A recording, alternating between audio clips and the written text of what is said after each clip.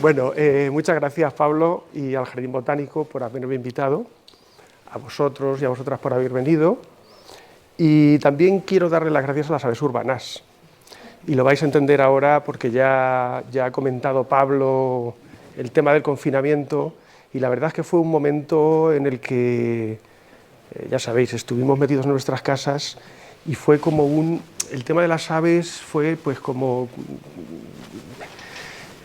una ayuda importantísima para alguna gente, ¿vale? Y lo voy a comentar ahora. Vale, pues esta va a ser mi charla. De todas formas, si queréis hacer alguna pregunta durante la exposición, ningún problema, ¿vale? El primer capítulo, el primer apartado, le he denominado Otras formas de estar vivo en la ciudad. Esta es la pequeña introducción que os iba a decir sobre el tema de las aves urbanas y el confinamiento. En segundo lugar, ¿qué entendemos por ave urbana? Para que nos hagamos una idea de qué son las aves urbanas. En tercer lugar, ¿qué conocemos sobre las aves urbanas de Albacete? Que ya veréis que no es demasiado. Después, ¿por qué son importantes las aves urbanas? Esto lo voy a pasar así un poco por encima porque lo voy a detallar en los siguientes apartados. Amenazas y estado de conservación de las aves urbanas y, para finalizar, conservación de aves urbanas en Albacete. ¿Qué es lo que conocemos? O sea, ¿qué es lo que se ha hecho en Albacete por conservar las aves urbanas? ¿Vale? Otras formas de estar vivo en la ciudad. Esta frase no es mía. Otras formas de estar vivo es el título de un libro de un filósofo francés, filósofo y zoólogo, que hace una reflexión sobre nuestra posición en el mundo en relación con otros seres vivos.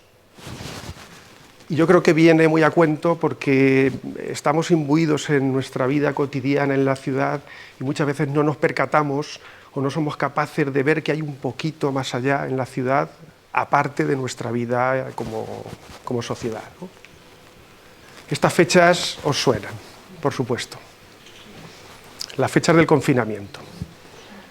De pronto un viernes, yo me acuerdo perfectamente, un viernes estamos en la Universidad Popular y nos dicen, iros a vuestra casa, hasta nueva orden.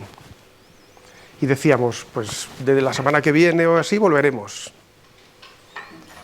Ya sabéis. Claro, cuando te dicen eso y sigues cobrando, yo voy a ser sincero, cuando te dicen eso y sigues cobrando tienes que trabajar. Yo me busqué la vida en mi casa y empecé a idear o a pensar cómo podía trabajar desde mi casa para poder seguir ganándome mi sueldo, ¿vale? Y una de las cosas que se nos ocurrió fue este proyecto. Aves desde mi ventana. Era muy sencillo. Bueno, aquí nos reunimos, para que os hagáis una idea, sobre unas 180 personas. En principio iba solamente dirigido a participantes de la Universidad Popular. Hicimos ahí una pequeña arquitectura de cómo iba a ser y tal. Y bueno, la prensa se interesó por este tema y a partir de ahí pues trascendió a otros ámbitos más allá de la Universidad Popular.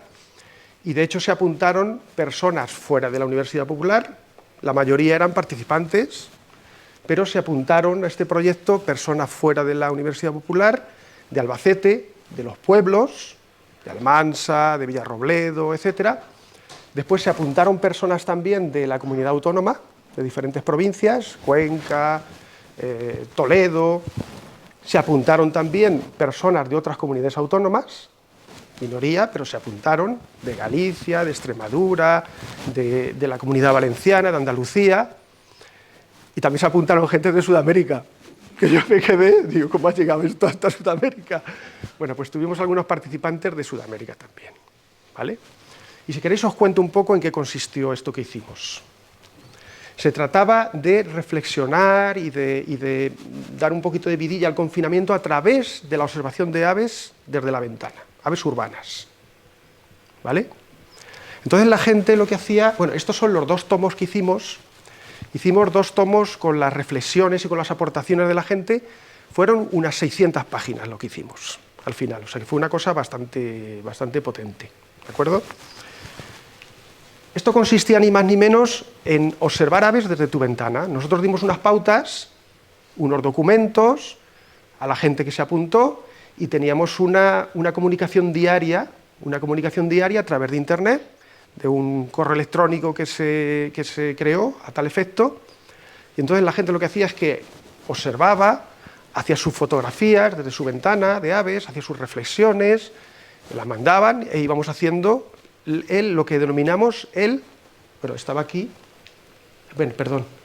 diario de náufragos. Este fue el documento principal que hicimos, ¿de acuerdo? Con las reflexiones de toda la gente. Bueno, habitualmente eran fotografías con una pequeña frasecita, como tenéis en este caso. Estos son 2 páginas del diario de náufragos, pero también reflexiones un poquito más profundas. Este hombre, el Joaquín Aparicio Tobar, tal vez los conozcáis porque es un catedrático de Derecho Constitucional, de Derecho Europeo, ¿vale?, que se apuntó desde Extremadura. Bueno, él hizo ahí unas reflexiones sobre sus conocimientos de las aves urbanas, etc. Vale. Poemas, la gente mandaba poemas. El día de la creo que era el aniversario de la muerte de Alfonsina Storni, pues hubo una persona que mandó un poema de esta mujer. A lo que voy es que esto fue como una forma de relacionarnos y de estar un poquito más sueltos durante un periodo bastante, todos lo sabemos, bastante fastidioso de nuestra vida, ¿no? Después también participaron niños y niñas, con sus padres o sus madres. Al final reunimos unas 600 aportaciones, 600 páginas. El documento tiene unas 600 páginas. Y hay ahí, ya os digo, de todo. Hay absolutamente todo relacionado, evidentemente, con las aves urbanas. Cada uno desde su ventana iba observando, iba haciendo sus reflexiones, iba aportando. Quien quería aportaba un día, otro día aportaba otro. Sacábamos del orden de unas 6 u 8 páginas al día. ¿De acuerdo? Por ejemplo, Toñi pues hizo las reflexiones de haikus, bueno, pero aportó muchísimo aportó también, ¿vale? Bueno, pues fue menos traumático para los que estuvimos ahí, y a mí particularmente me permitió trabajar durante el confinamiento. No fue lo único, porque también teníamos otro apartado que se llamaba Aves Misteriosas. Entonces, de las fotografías que mandaba la gente de aves urbanas que no eran fácilmente identificables, pues hacíamos como una especie de juego para identificarlas, ¿de acuerdo? Es decir, que utilizamos las aves urbanas para que el confinamiento fuese un poquito más llevadero, y para eso nos sirvió, ¿de acuerdo? Bueno, ¿qué entendemos por ave urbana? Porque estamos hablando de las aves urbanas, pero a lo mejor no tenemos muy claro. Bueno, sí que lo tenemos, por supuesto. Todo el mundo sabe lo que es una ave urbana, ¿no? ¿No? ¿Qué es una ave urbana? Intuitivamente sí que saben lo que es una ave urbana, ¿de acuerdo? Utilizan el medio urbano de una forma significativa durante algún momento de sus ciclos vitales. Ya está. Aquí pone de forma significativa. ¿Por qué? Porque si de pronto aparece un ave en el medio urbano que no corresponde con ese medio y dale, ¿es ave urbana? Pues no. Está ahí porque circunstancialmente pues, ha aparecido. ¿De acuerdo? Entonces, las aves que utilizan el medio urbano, que sabéis que es un hábitat creado por la especie humana, no es un hábitat natural, ¿vale? Entonces, ahí tiene cierta particularidad. Lo que pasa es que hay algunas especies que han sido capaces de superar lo que se denomina el estrés urbano y han encontrado cosas que necesitan en el medio urbano, como vamos a ver ahora, ¿vale? Bueno, aquí tenéis una golondrina que es un ave típicamente urbana. No quiere decir que no viva fuera del medio urbano, pero sí utiliza el medio urbano de forma significativa para desarrollar su ciclo vital. Claro, la consideración de ave urbana no tiene un origen en adaptaciones ecológico-evolutivas. ¿Por qué? Porque el medio urbano es un medio muy moderno, digámoslo así. Entonces las aves no han tenido tiempo para poder adaptarse al medio urbano. Entonces aquí hay algo. No es lo mismo, por ejemplo, que las aves, lo pongo como ejemplo, que las aves acuáticas cuyas adaptaciones son reflejo de la vida en un medio concreto que es el medio acuático. Por ejemplo, los patos, sabéis que tienen membranas interdigitales que les sirve para progresar en el agua o para bucear. Es una adaptación al medio acuático. Pero las aves urbanas no tienen en principio adaptaciones al medio urbano. ¿De acuerdo? Entonces, ¿cuáles son las aves que entran al medio urbano? Básicamente dos grupos. Las aves rupícolas, las que viven en la roca, y las aves del bosque. Las aves rupícolas, ¿por qué? Porque las calles, los edificios de las ciudades y de los pueblos son muy similares a los cortados rocosos. Entonces tienen un ambiente similar al que tendrían en el medio natural. ¿De acuerdo? Y las aves del bosque igual.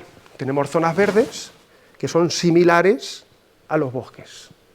Entonces las aves urbanas básicamente están compuestas o están integradas por aves rupícolas y aves del bosque.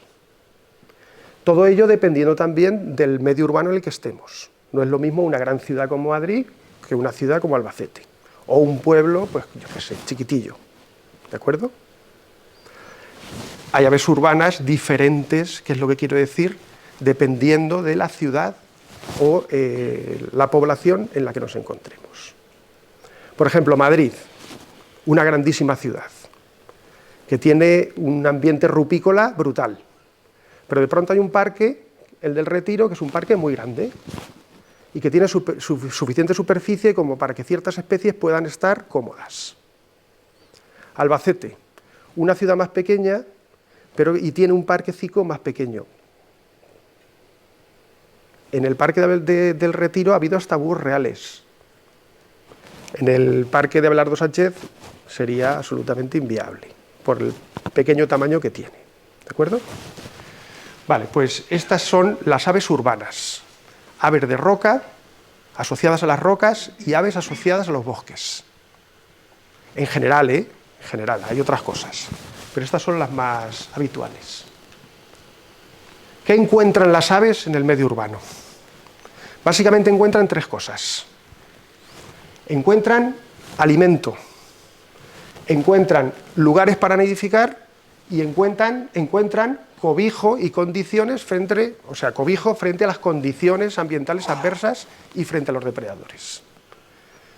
Si no encontrasen nada, evidentemente no habría aves en el medio urbano, pero sí encuentran cosas que necesitan, una u otra.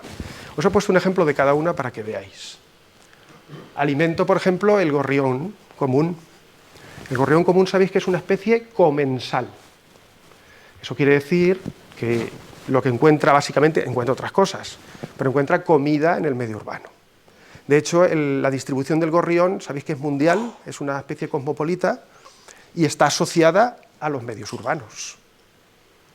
Fuera de los medios urbanos, y el gorrión es una especie de zonas arbustivas de Asia. Lo que pasa es que con la creación del hábitat urbano se fue extendiendo, fue colonizando, y ahora mismo es un ave nítidamente urbana, ¿de acuerdo? Y encuentra mucho alimento, o encontraba, porque esto está cambiando a marchas forzadas, con tanta limpieza y tanta historia. Comen gusanitos y... Sí. Sí. Un comportamiento muy curioso que tienen las aves, los gorriones, lo comento como anécdota, es que se paran en los semáforos y los coches que están parados en los semáforos se ponen en los radiadores y se comen los insectos calenticos.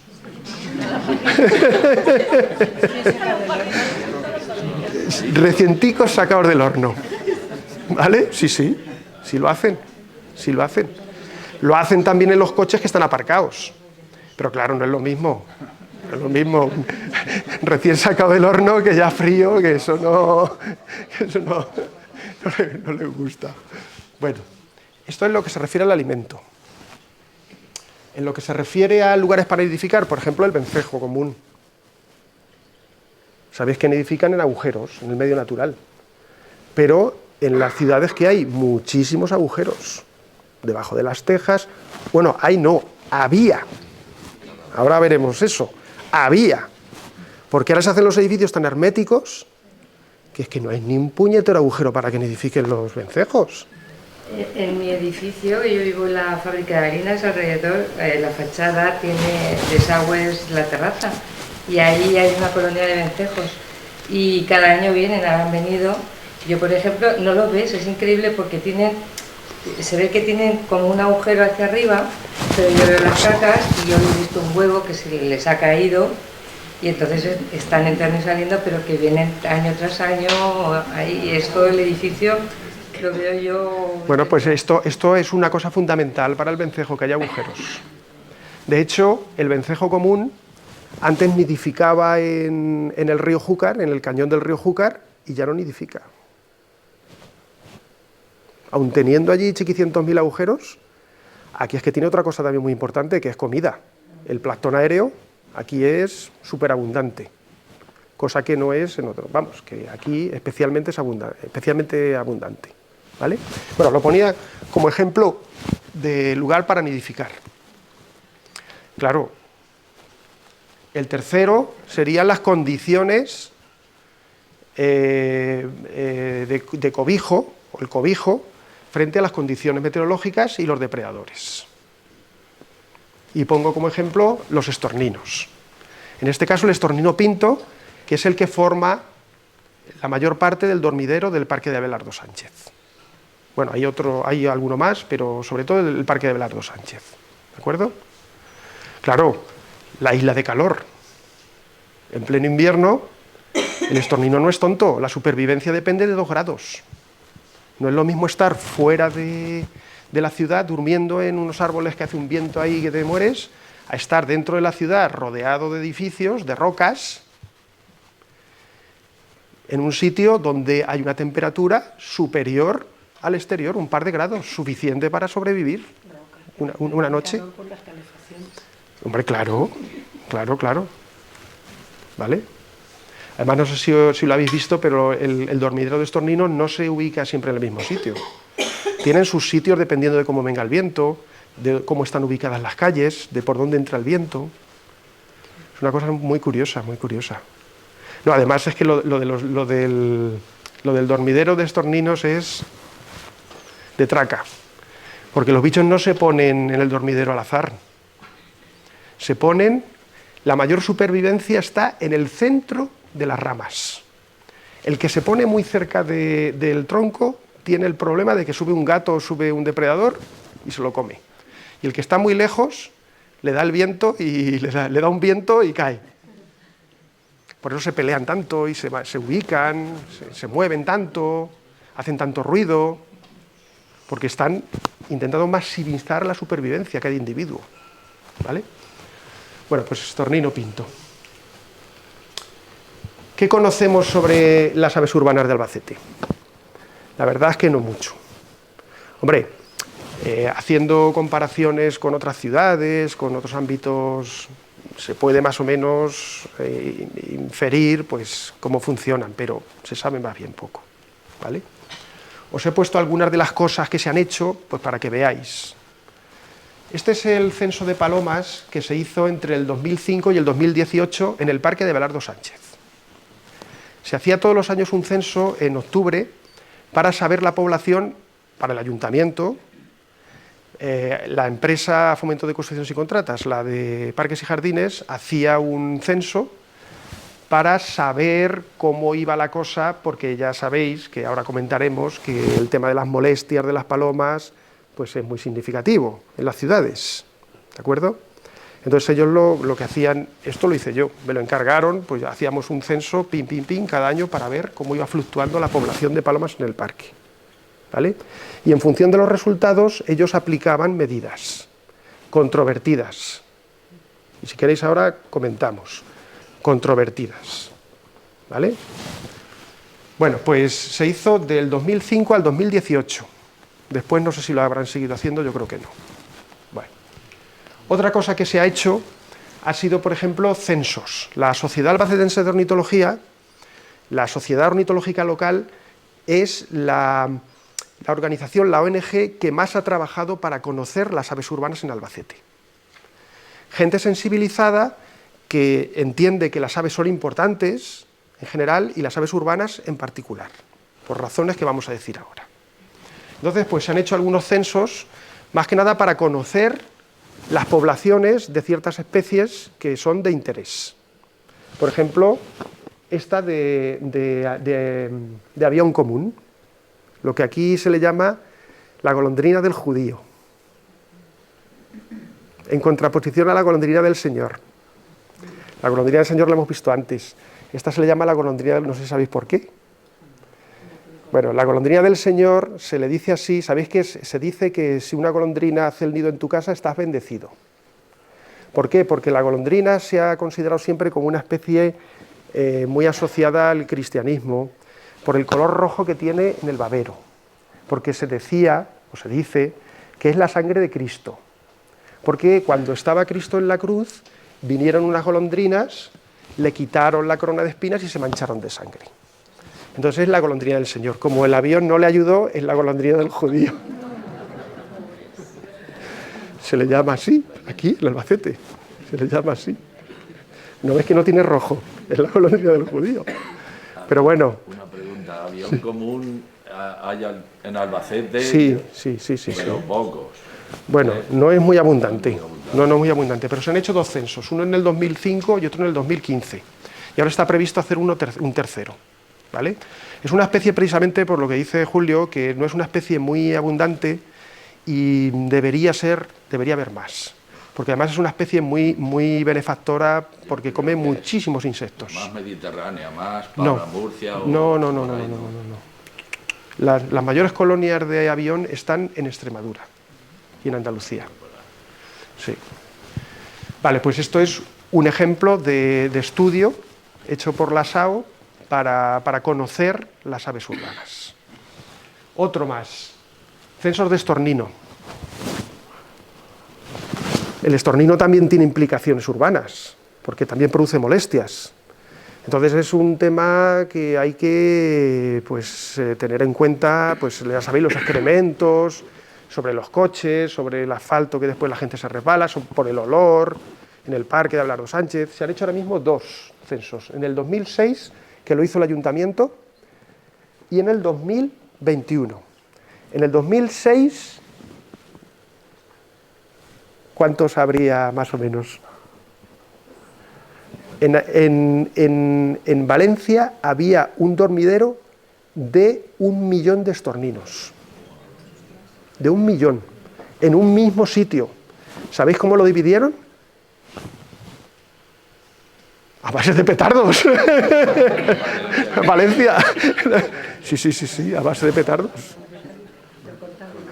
A base de petardos. Bueno, pues en el 2006 aquí teníamos unos 81.000 estorninos. 81.000. 81.000. ¿Y en el 21? Pues no lo sé. No sé si Julia, ¿tú sabes cuándo? ¿En el 21? No lo sé. Pero no debe ser mucho más, porque aquí el parque es muy pequeño y entonces no admite un gran dormidero de estorninos. 82 solo en el parque. 81.000, sí. O sea, que los otros parques que puede haber... Había algún pequeño dormidero también en los jardinillos, no en todos. En los jardinillos sí había un pequeño dormidero. ¿Vale? En el Altozano también, ¿no? Al lado de la filmoteca del árbol. No, eso no son estorninos. No, ahí quiero que en tango gorriones y... Sí. Sí, es que son muy characheros. Bueno, sabéis que aquí tenemos dos estorninos. El estornino negro y el estornino pinto. El estornino pinto es invernante solo, viene solamente durante el invierno.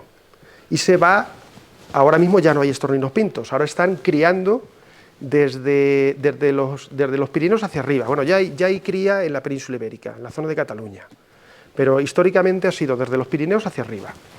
Vienen a pasar el invierno aquí. Y después tenemos el local, que es el estornino negro, que es la minoría en el dormidero, ¿vale? La minoría. Ahora mismo, si vais por el parque, no vais a ver dormidero, porque ahora están criando. los negros. Cuando ya los negros empiezan a tener los pollos y empiezan a hacer bandos, entonces sí empiezan a entrar. Y es un dormidero chiquitito. Pero cuando empieza el otoño tal y vienen ya los estorninos pintos, entonces ya se forma ahí la guerra. ¿Vale? Además habréis visto en el parque de Abelardo Sánchez que hay un montón de huesos de aceituna. Los estorninos. Que después se los comen las palomas para que hagan para molturar, como trituradoras. Sí. Vale. Bueno. Censo de Vencejo también, en el 2016. También la SAO hizo el censo de vencejos. Vencejo que está bastante fastidiado, como vais a ver ahora después. Aquí tenemos también 2 vencejos en el medio urbano.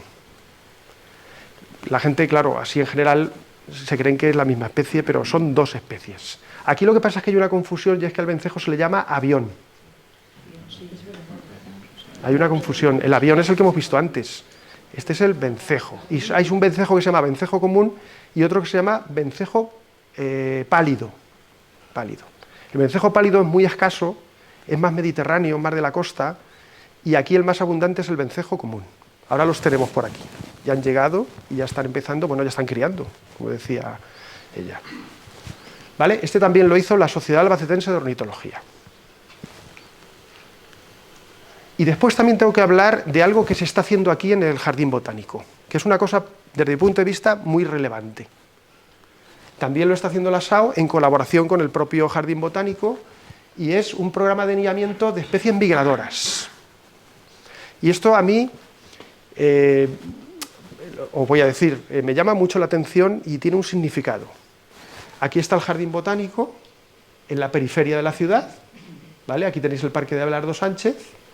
Bueno, pues se ha hecho en el 2022, 23 y 24. Se hace de forma periódica, se ponen unas redes japonesas, se van pillando los bichetes y se sacan las estadísticas, vamos, esto que estáis viendo aquí. Bueno, aquí está Domingo, que está por aquí.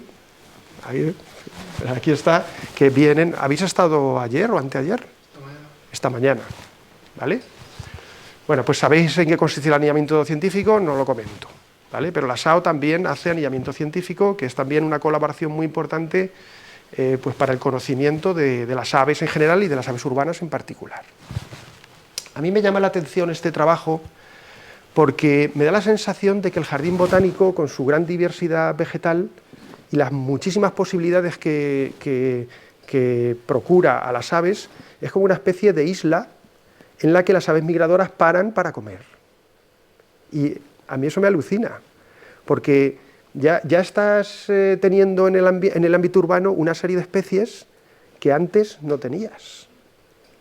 ¿Vale? No solamente son aves estivales, o aves invernantes, o aves residentes, sino que también tienes ya aves migradoras, que había también, también se veían en el Parque de Abelardo Sánchez, pero de una forma un poquito más restringida. ¿Por qué? Porque el Parque de Abelardo Sánchez no tiene muchas posibilidades para las aves migradoras. En cambio aquí hay frutos, hay de todo. Y aquí han sacado cosas alucinantes, que en la vida se habrían visto aquí en Albacete. Entonces yo lo veo aquí esto como una pequeña islita maravillosa, en la que muchas aves, por un momento determinado en sus viajes migratorios, se convierten en aves urbanas. ¿Vale? Y aquí os he puesto 4 ejemplos. El papamoscar cerrojillo. He cogido 4 especies migradoras que son las que más se han capturado aquí de las migradoras, Pues lo he puesto como ejemplo el papamoscar cerrojillo, la curruca mosquitera, la curruca pirotada y el zarcero común.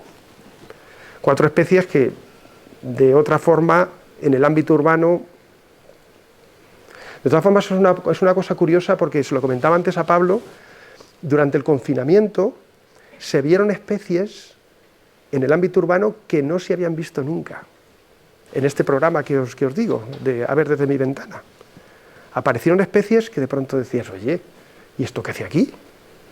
Claro, tomaron el ambiente urbano como una extensión de su medio natural. Al no haber personas, pues, que somos muy dañinos. Bueno, pues este es un programa que a mí me parece muy, muy interesante, muy relevante, ¿vale? Que se está desarrollando justo aquí, en el Jardín Botánico. Otro censo de rapaces nocturnas en el medio urbano, porque en el medio urbano hay rapaces nocturnas, y además varias especies. Aquí en Albacete tenemos el autillo, que tenéis aquí, típico de los parques, que lo escucharéis al principio de la primavera, se escucha perfectamente. Yo cuando escucho el primer autillo me da una alegría, digo, ya están aquí. Porque además es que empiezan a cantar desde que llegan, y con su canto monótono, pero oye, que me da gusto escucharlo. Después hay búhos chicos, también en las zonas verdes, hay mochuelos también en las zonas así más periféricas. O sea que tenemos por lo menos, y después lechuzas, claro, por lo menos 4 especies de rapaces nocturnas en la ciudad. Lo que pasa es que al ser nocturnas pasan muy desapercibidas, pero están, ¿vale? Ahora se va a hacer otro censo. En estos días que vienen se va a hacer otro censo de rapaces nocturnas en la ciudad. Todos estos son conocimientos que van sumando y que tienen un valor, evidentemente, pues para la gestión municipal de ciertos aspectos que vamos a ver ahora después. ¿Por qué son importantes las aves urbanas? ¿O por qué nos importan las aves urbanas? ¿O nos deben importar? Por muchas razones. Aquí os he puesto 4 y seguro que se os ocurren bastantes más. Primero porque son un insecticida natural, que esto nos interesa mucho. Eliminan muchísimos insectos. Por ejemplo, un vencejo come 20.000 insectos al día. Un solo vencejo. No es cuestión de peso, es cuestión de picaduras. Eso lo tienes que traducir en picaduras. Por ejemplo, combaten las plagas de roedores, las rapaces nocturnas y las diurnas, que también las hay. ¿Vale? Son indicadores de la calidad urbana, se están utilizando como indicadores de la calidad urbana. La presencia o ausencia de ciertas especies son indicativas de si un medio urbano es adecuado para las personas o no. Sabéis que los indicadores urbanos son muy variados, hay desde líquenes hasta, en fin, se utilizan. Lo bueno que tienen las aves es que son fáciles de detectar y fáciles de contar, digámoslo así, o de saber si son más abundantes o menos abundantes. Y además responden muy rápidamente a las malas condiciones y a las buenas condiciones. ¿De acuerdo? Por la capacidad de vuelo, etc. Y después mejoran nuestra salud mental. La observación y la escucha de aves se ha demostrado científicamente que mejoran mucho la salud mental de las personas. Y este es el caso de, yo lo quiero ver así, del confinamiento. Que una serie de personas estuvimos en mejores condiciones porque estábamos observando y estábamos pendientes de las aves urbanas. En un momento en el que estábamos metidos en nuestras casas y estábamos condicionados pues, por lo que estábamos. ¿Vale? Yo lo veo como un rayo de luz entrando por la ventana. Bueno, aquí tenéis un petirrojo con un bichete en la boca. Este es invernante aquí en los parques de la ciudad, ¿vale? El petirrojo. Ahora ya se han ido a criar o a la montaña o al norte, hacia el norte, donde sea. ¿Vale? El petirrojo. Amenazas y estado de conservación de las aves urbanas. Aquí lo que pasa es que no hay datos en el Albacete. Entonces os voy a dar datos del ámbito de España. Pero como decía antes, puede ser aplicable porque las condiciones son similares en ciudades de tamaño similar. ¿Vale? Bueno, hay un montón de cosas. Pero un montón. Ahora después veremos algún caso de Albacete. Pero fijaros, desde la falta de comida, colisiones con cristales y cristaleras, pollos huérfanos, poda de arbolado, que aquí ha sido muy controvertido en algunos momentos, obras de edificios, bueno, están sometidos a un montón de amenazas. ¿De acuerdo? Básicamente porque vivimos en el medio urbano como si fuésemos los únicos seres vivos que viven aquí. Entonces no reparamos en que hay otros seres vivos que también tienen su corazoncito y que hay que dejarles un poquito darles un poquito de vidilla, ¿vale? Que además nos alegran. Este es el estudio en el que os voy a poner ahora los resultados de algunas especies para que veáis lo dramático que está siendo el tema de las amenazas sobre las aves urbanas, ¿vale? Este lo hace la Sociedad Española de Ornitología y es un estudio muy concienzudo, basado en la ciencia ciudadana, en la colaboración de muchísima gente desinteresada. Se ha terminado. Ya ha vuelto. Ah, vale. Se llama el programa SACRE. El programa SACRE tiene que ver con las poblaciones de las aves comunes en diferentes hábitats, entre ellos el hábitat urbano, ¿vale? Aquí tenéis los resultados generales. No me pongo a discernir qué significan todas estas cosas, pero digamos que la idea general sí que se ve, ¿de acuerdo? Se toma un índice 1 en el año 2006 y se ve la tendencia de las poblaciones a lo largo de los años. Y ya lo estáis viendo. Disminución de un 14% en el número de aves de las especies más representativas, ¿vale? De las 23 especies más representativas. Y después una tendencia negativa también del 12% del conjunto de las aves urbanas. A mí esto me parece dramático, porque son 1, 2, 3, 4, 5, 6, 8 años, en 8 años, que no es nada,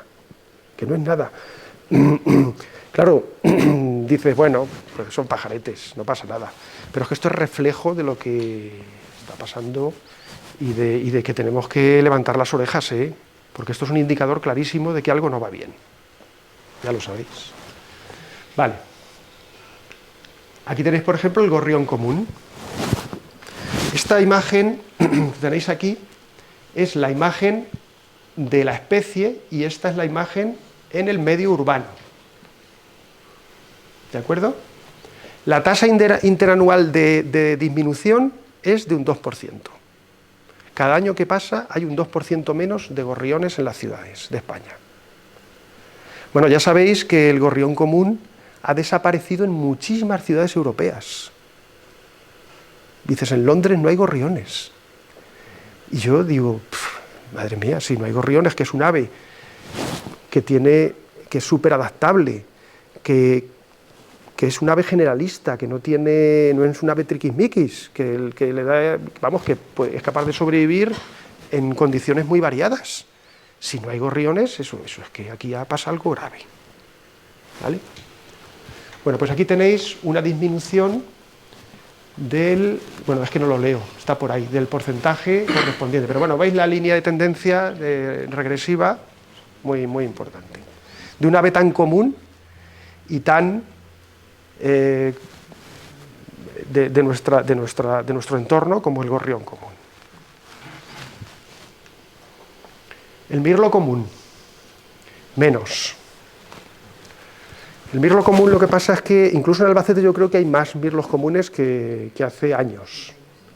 Pero yo tengo claro por qué es. Por el modelo de ciudad. ¿Tú ves mirlos comunes en el casco urbano cerrado? Prácticamente ni uno. En cambio, los mirlos están en la periferia, en los barrios, donde hay edificios con zonas verdes, con setos, que es lo que le interesa al mirlo común. ¿Vale? Pero aún así tiene tendencia regresiva, como veis a la derecha, en la ciudad. Está más o menos estabilizado, pero con un poquito de regresión. ¿Vale? La tórtola turca. La tórtola turca es un caso un poco especial de ave urbana, porque yo no sé si os acordáis que antes no había tórtolas turcas en Albacete. Yo cuando llegué a Albacete prácticamente no había tórtolas turcas. La tórtola turca es una tórtola que ha ido colonizando por sus propios medios desde el este hacia el oeste. y ahora mismo se encuentra ya distribuida en todos los medios urbanos de Europa. Y la forma de dispersión de esta especie es, primero, colonizar las grandes ciudades, y una vez que tiene colonizadas las grandes ciudades, radiar hacia los pequeños pueblos. Y hay una tercera fase que ya la ha conseguido también, que es radiar hacia las aldeas. Ahora en las pequeñas aldeas ya se ven tórtolas turcas. ¿Vale? Bueno, pues fijaros, esta sí que es una especie que es un ejemplo que os ponía de especie que sí que va en aumento. ¿Vale? La golondrina común, otra que tal baila. Las tres primeras que os he puesto eran especies residentes. Esto ya es una especie migradora, estival. ¿Vale? Pues fijaros qué disminuciones tan brutales. Ha disminuido, empezando desde el 1 hasta el 0,8, un 20% en 6 años, en 8 años. A mí me parece dramático, pero bueno. El vencejo común. Aquí he puesto la distinción entre medio urbano con arbolado y sin arbolado. En medio urbano sin arbolado parece que va hacia arriba. ¿Vale? Un poquito, un poquitín. La tendencia es positiva, no mucho, pero tendencia positiva. En cambio, con el medio urbano arbolado, hacia abajo totalmente. Yo esto lo achaco a que pienso yo, a que los edificios nuevos se hacen tan estancos que no tienen posibilidades de nidificar.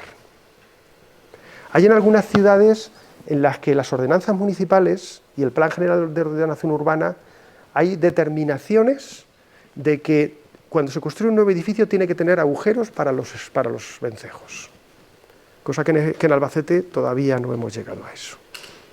Aquí lo que se hace es instalar nidos de vez en cuando, como vais a ver ahora, pero a mí me parece que es una medida que no tiene ningún coste. Cuando se está haciendo el edificio, prácticamente ningún coste, porque son ladrillos que tienen un agujerete y están huecos por dentro, y ya está. O sea, no es más. Y tienen un grandísimo beneficio, porque los vencejos, como ya he comentado antes, nos libran de un montón de insectos que pueden transmitir enfermedades, que nos pican, que nos molestan, etc.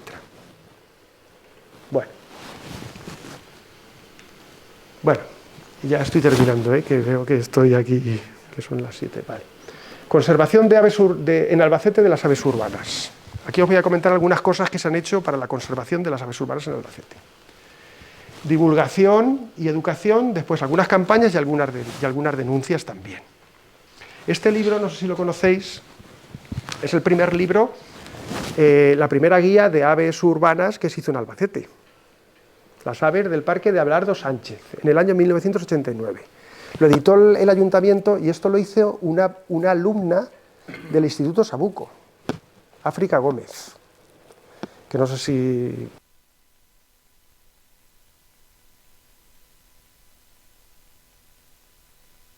Iba al parque y miraba pájaros.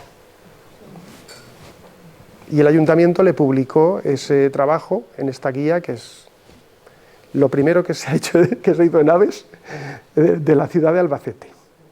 Bueno, esta chica ahora es profesora de universidad, en una universidad británica, o sea que era una chica muy puesta, ¿vale? Después hicimos, en el año 2002, hicimos una exposición que la llamamos, en la Universidad Popular, que la llamamos Aves Urbanas de Albacete, la ciudad compartida. Que no sé si la visteis porque estuvo en la feria. Se hizo un DVD, se hicieron charlas en los institutos, se hizo un programa así se pasó por los institutos, la exposición. Bueno, pues eran unos paneles donde se relata pues, qué son las aves urbanas, etc. ¿Vale? Esto lo hicimos en el año 2002 en la Universidad Popular. Después también en la Universidad Popular hicimos un cuaderno que editó el IEA, que se llamó de senderos y pajaricos, y que son rutas ornitológicas, 2 de ellas en la ciudad, para conocer las aves urbanas. El resto de las rutas son por la provincia de Albacete, para ir andando, para ir en bicicleta, para ir en coche, ¿vale? Bueno, aquí tenéis una de las fichas, que es de los parques de Albacete. Esto lo hemos hecho más recientemente, que es una pequeña guía de las 35 aves fáciles de ver en Albacete. La mayoría son aves urbanas. Además están ordenadas según la posibilidad de observación desde que sales de tu casa hasta que llegas a donde sea. ¿De acuerdo? Esto es del año 2023. Ya os digo, es una guía chiquitita que también editó el IEA y que es un instrumento que lo ideamos, lo hicimos con los participantes, ¿eh? La anterior y esta se hizo con los participantes, en un taller, en la Universidad Popular. Y está ideada para que toda persona en Albacete tenga un mínimo de cultura relacionado con las aves en la ciudad. Que conozca un mínimo de especies, ¿de acuerdo? Y bueno, pues tiene cada uno una ficha. Y después, este año, hemos hecho un taller, que ya hemos terminado, que le llamamos Conservación de las aves urbanas en Albacete. Esto también con participantes. Aquí lo que hicimos fue reflexionar sobre las aves urbanas en la ciudad, intentando detectar amenazas y proponer soluciones. Esto es lo que hicimos. Difundimos a través de las redes sociales los resultados que fuimos obteniendo, ¿vale? Nos basamos en un documento que es muy interesante, que es este, de la Sociedad Española de Ornitología, que es 100 medidas para la conservación de la biodiversidad en el entorno urbano. Entonces esto propone ahí una serie de cosas muy interesantes y entre ellas ciertos aspectos relacionados con las aves urbanas. Entonces lo que hicimos fue ir amenaza por amenaza, unas cuantas, e ir haciendo pues unos posts para ponerlos en las redes sociales, etcétera, etcétera. Estuvimos viendo el tema de las colisiones con cristales y cristaleras, y se nos ocurrió hacer esto para difundir la problemática. Después, sobre la falta de comida, también hicimos una reflexión y obtuvimos si os dais cuenta, en cada uno de los posts hay un enlace por si alguien quiere saber más sobre esa problemática. ¿De acuerdo? También sobre la destrucción de nidos, que es algo muy habitual en el ámbito urbano. Anteayer, creo que fue, una antigua participante, oye, que la vecina quiere, que le está cagando el avión en el suelo y quiere a ver qué puede hacer si se carga el nido. Y digo, ¿qué dices? ¿Se va a cargar el nido? Que no, que ponga un papel de periódico y ya está. Yo qué sé. Bueno, que todavía hay mentalidades en el que una mínima molestia supone la destrucción de un nido de avión, que eso es inaceptable ahora mismo. Además es que están protegidos por la ley, o sea, es que no solamente... Vale, pues también hicimos una reflexión sobre la destrucción de los nidos, sobre todo de las golondrinas, de los aviones, etc. Hicimos otro sobre los pollos huérfanos, porque muchas veces la gente no sabe, encuentra un pollo en la calle y no sabe muy bien qué hacer con él, proponiendo alguna solución. También sobre la poda del arbolado, que esto aquí en Albacete es bastante controvertido, porque se hacen podas en verde, cuando las aves están nidificando en los árboles. ¿Pero esto llega al ayuntamiento o llega a los técnicos? Lo mandamos, sí, lo mandamos, sí. No, se lo mandamos. Sí, esto es una de las cosas que no he comentado, pero todos estos resultados se los hemos mandado al ayuntamiento, al colegio de arquitectos, a diferentes personas que considerábamos que eran responsables o podrían hacer algo sobre este tema. Sí. Sí. Bueno, en las obras en los edificios, que también aquí es, sobre todo en los edificios antiguos, que también se destruyen muchos nidos. Bueno, no quiero... También reflexionamos sobre la mala imagen por las molestias de las palomas, que muchas veces cuando hay una mala imagen de un ave parece como si tapase todo lo positivo que hay de otras muchas especies. Y entonces se habla es de forma recurrente en los periódicos. Las palomas se cagan en no sé dónde, que no sé cuántos, que no sé por cierto. Siempre vamos a lo negativo. Bueno, pues también hicimos algo sobre esto. También sobre los gatos.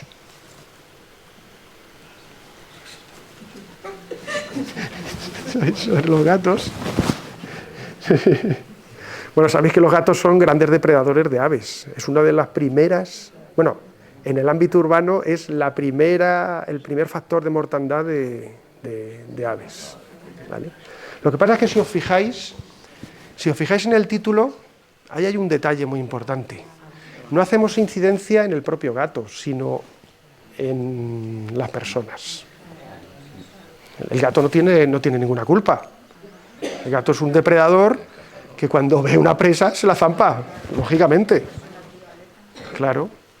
Entonces digamos que la solución está evidentemente en las personas que abandonan los gatos. En las que les dan de correr en las esquinas y se monta una colonia y se monta la de San Dios. Claro, aquí estamos diciendo que el control ético de las colonias, la esterilización y la adopción deberían generalizarse. Aquí la idea que nosotros hemos reflejado es que planteamos en la parte de arriba la problemática y en la parte de abajo planteamos una solución, si os habéis dado cuenta. ¿De acuerdo? Primero la problemática o la situación y después una solución. Esto es lo que nosotros hemos... En manos de la administración. También, claro. Ahora hablamos de la administración. Vale. Después también otro tema muy importante es la planificación urbana, como he dicho antes. Que es muy importante para que podamos convivir con las aves en la ciudad, que haya una buena planificación con coste muy bajo. No quiero decir que la planificación urbana tenga que estar orientada a las aves, eso es una tontería. Lo que quiero decir es que en la planificación urbana se consideren las aves y otras cosas, ¿vale? Pero las aves también. Sobre todo por lo que decía antes, del hecho de que nos vemos beneficiados de la presencia de estas especies de diferentes formas. Porque se comen los insectos, los roedores, porque nos favorecen psicológicamente, etc. Nos alegran la vida. Bueno. ¿Qué campañas se están haciendo? Bueno, se han hecho cosas. Por ejemplo, el Ayuntamiento de Albacete desde el 2006, dentro de la red de gobiernos locales y biodiversidad, que sabéis que es un apartado de la Federación Española de Municipios y Provincias, es como un programa de la Federación Española de Municipios y Provincias, pues tiene una colaboración de instalación de nidos, para paliar uno de esos problemas que hemos estado viendo, ¿no? La falta de nidos. Se han gastado 6.000, 7.000 euros en poner nidos en diferentes sitios. Aquí tenéis los resultados. Bueno, se han puesto para diferentes especies, para cernícalo, halcón peregrino, vencejos, aviones y golondrinas, autillo, lechuza, etc. ¿Vale? En colegios, en lugares oficiales. No es en la fábrica de harinas, es el silo del Sempa, creo que se llama. Ese. Ahí se pusieron unas cajas nido, unas cajas para cernícalos primilla. Después se han puesto cajas para cernícalo vulgar y las están utilizando los pajaretes. Se han puesto para halcón peregrino, que todavía no han tenido éxito, pero del cernícalo vulgar sí. Ya hay cajas que las están utilizando en la Delegación de Cultura, creo que hay una, y ahí sí que entran y salen. ¿Vale? Bueno, y después ya pues, otro caso de denuncia es el tema de las podas, que esto es recurrente, porque es que hacen podas en verde, cuando los bichos están nidificando, y todos los años, catapum, denuncia. Este es el último recurso, evidentemente. La denuncia es el último recurso. Cuando se denuncia, cuando las organizaciones como Ecologistas Nación o la SAO denuncian, es porque ya no pueden hacer otra cosa.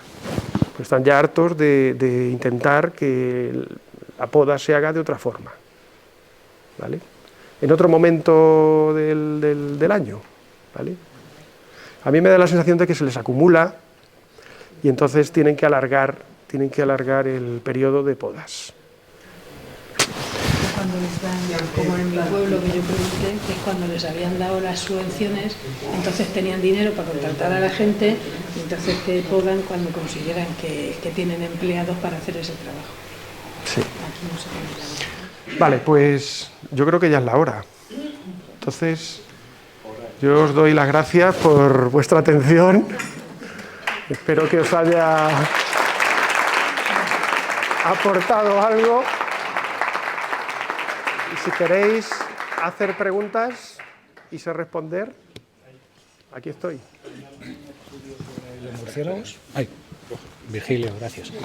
¿Hay algún estudio sobre los murciélagos? Porque Sí, no aparece... sí se ha hecho. ¿Y son residentes o...? Aquí en Albacete se han hecho estudios sobre los murciélagos, sí se han hecho, pero no estoy muy enterado. No estoy muy enterado. Nosotros es que sufrimos periódicamente Sí. y hoy hemos cogido un cogedor entero de excrementos. Sí. Tenemos una terraza grande Se meten y tengo en curiosidad porque son como periódicos. Están a lo mejor 3, 4, 5, una semana y después desaparecen, luego vuelven otra vez.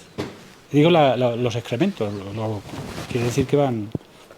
Como es un bicho que es bastante discreto, que no se ve, no es difícil de fotografiar, por eso... No tengo... Sé que se ha hecho algún estudio, pero no conozco detalle. Eso lo hizo el ayuntamiento con una empresa que se llama IDEMA.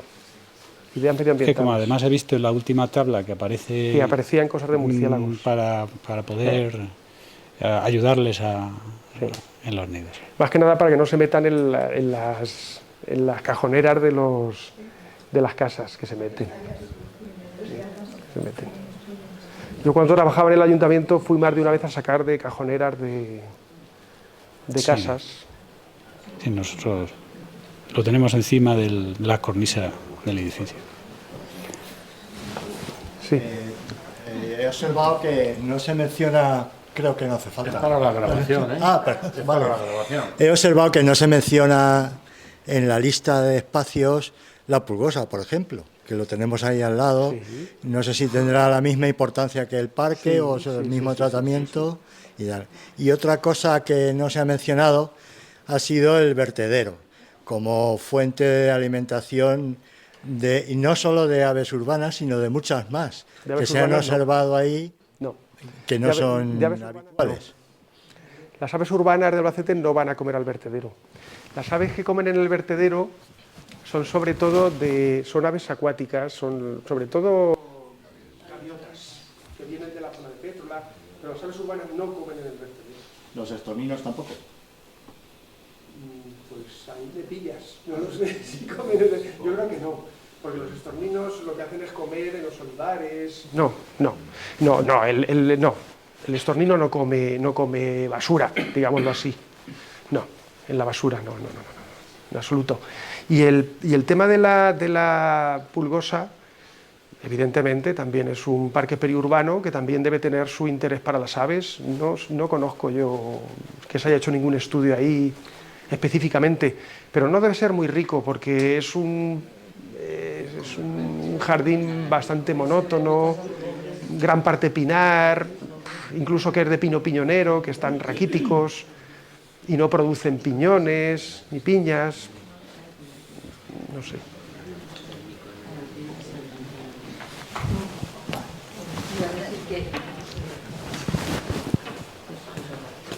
Es para la grabación. Vale.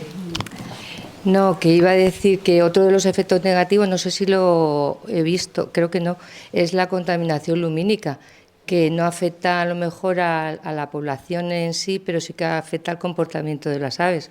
Entonces, por ejemplo, se nota, yo que vivo enfrente del, como os he dicho, del parque lineal, los mirlos están locos perdidos cantando a altas horas de la noche.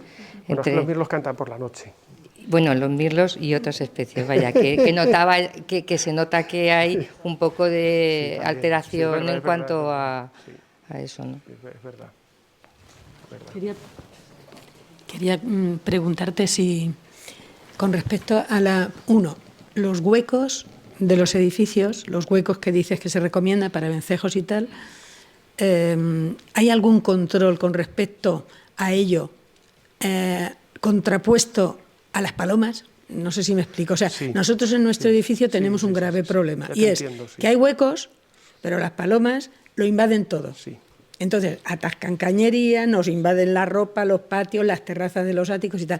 Pero lo que es los vencejos pasan es un poco como eso por un lado. Y por otro lado, quería preguntarte, eso si hay alguna medida a nivel urbano, de ciudad, que imponga algún reglamento de control de palomas o de tórtolas, porque ahora han aparecido las tórtolas y ahora tenemos pinto en las terrazas.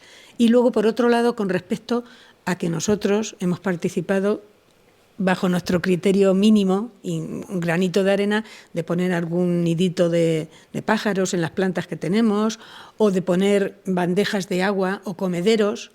Entonces nos encontramos con ese doble problema de que queremos de alguna manera participar y ayudar a esos pequeños pájaros que sobre todo julio y agosto las temperaturas tal, y aparecen las palomas y es que le quitan lo que le hemos puesto, le quitan el agua, pero como vamos, se pelean, ¿no? Claro. Y los pajaricos se quedan ahí apartados y cuando ya las otras ya se han hinchado, entonces acuden a los restos, ¿no? Entonces me preocupa mucho el control de plagas, de palomas, porque para mí es una plaga, es una rata voladora, en esos dos términos, en esas dos puntualizaciones que si conoces algo Sí. al respecto. Bueno, mira, en lo que se refiere a los nidos, depende del diámetro del agujero. Están diseñados los nidos, hay nidales para todas las aves, ¿vale? Para muchísimas aves que nidifican en agujeros, aves que se llaman trogloditas. Entonces, dependiendo del agujero, entra una paloma o no entra. Entonces, en el caso de los vencejos, los agujeros son suficientemente pequeños para que la paloma no entre ni de coña. ¿Vale? Claro, entonces eso ya se sabe, se ha diseñado de tal forma que se sabe que ahí no va a entrar ninguna paloma. ¿De acuerdo? No puede entrar ninguna paloma. Y en el tema de los comederos y los bebederos, también se han diseñado para evitar que las palomas puedan acceder a ellos. O sea que hay modelos que sí impiden que la paloma se aproveche de ese recurso. ¿Vale? Y controlar la población. Hasta donde yo sé, lo que pasa es que yo ya no trabajo en el ayuntamiento, pero el control de la paloma es una prerrogativa municipal. Entonces se hace control de palomas, claro que se hace. Claro que se hace porque la paloma prolifera y de hecho la información que os he dado de los censos iba en ese sentido. Lo que pasa es que el control es controvertido también, porque hay un montón de métodos de control para las palomas, pero tienen contraindicaciones, digamos así. Que si los anticonceptivos, que si no sé qué, que si no sé cuántos. Entonces los ayuntamientos yo creo que muchas veces no saben muy bien por dónde tirar, porque la paloma les gana la partida, les gana la partida. Pero aquí en Albacete, hasta donde yo sé, sí que se hace control. Y de hecho, habréis visto las jaulas, las habréis visto. Antes se ponía una jaula, no sé si recordáis, en el estanque de los patos del parque de Abelardo Sánchez. Se ponía también otra jaula en la parte de arriba del museo. Se ponía otra jaula en la rotonda de Tamos. En diferentes sitios se han ido poniendo jaulas. Los jaulas y entran y luego se quedan. Es que sobre eso ya no opino. No sé lo que hacen. No opino porque no sé lo que hacen ahora. Yo sé lo que hacían antes, pero ahora no. Es que aquí hay una dejación de... No lo sé. Es que yo no estoy al tanto ahora mismo de la cuestión municipal, entonces no sé responderte. No sé exactamente qué es lo que están haciendo. Lo que hacían es que antes se las llevaban al centro de recuperación de fauna, las mantenían en cuarentena y servían de comida para las rapaces. ¿Vale? O también lo que hacían es que se las llevaban después de la cuarentena, porque la cuarentena es muy importante, de las palomas, porque son transmisoras de un montón de enfermedades a otras aves. Entonces se las llevaban a palomares en lugares donde se necesitaban presas para ciertas especies en peligro de extinción, como el águila perdicera. Se crearon palomares donde se cogían esas palomas y se llevaban allí, después de la cuarentena, ¿eh? Sí. Algo positivo. Toñi. Hombre. Toñi. ¿Qué pasa? Pues nada, quería preguntarte, Juan, si como has empezado hablando de la cuarentena, si puede ser que a partir de la cuarentena se acercan a la ciudad aves que en otra época... de confinamiento, dices. Eso, del confinamiento. Si se acercan a la ciudad aves que antes no se acercaban. Por ejemplo, yo vivo en Parque Sur y veo cernícalos. Sí. Y antes no los veía, o verdecillos. También puede ser porque mi interés por las aves ha aumentado desde que hicimos todas aquellas actividades del confinamiento. Con lo cual, pues te doy las gracias como promotor de esta cultura que la verdad es que a mí me ha hecho más feliz. Así que nada. A mí también. Pues muchas gracias.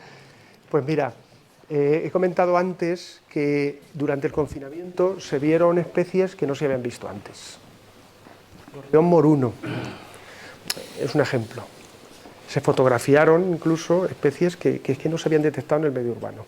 Entonces, durante ese periodo de confinamiento se han hecho estudios en otros sitios. Evidentemente, lo que decía Pablo, que en cuanto al medio natural le das un poquito de vidilla, enseguida responde.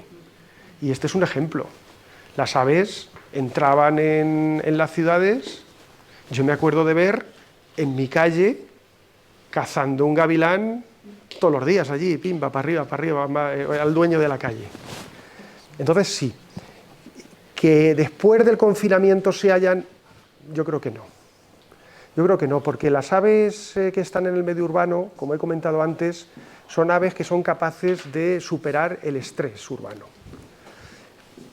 Y entonces estas son, desde que existen la ciudad como tal, ¿no?, de Albacete.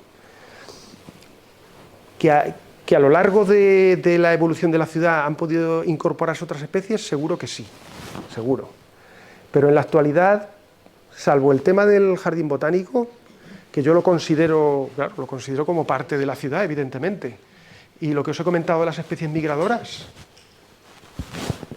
en ese caso sí, pero es por las propias características de este entorno. Bueno, pues muchas gracias.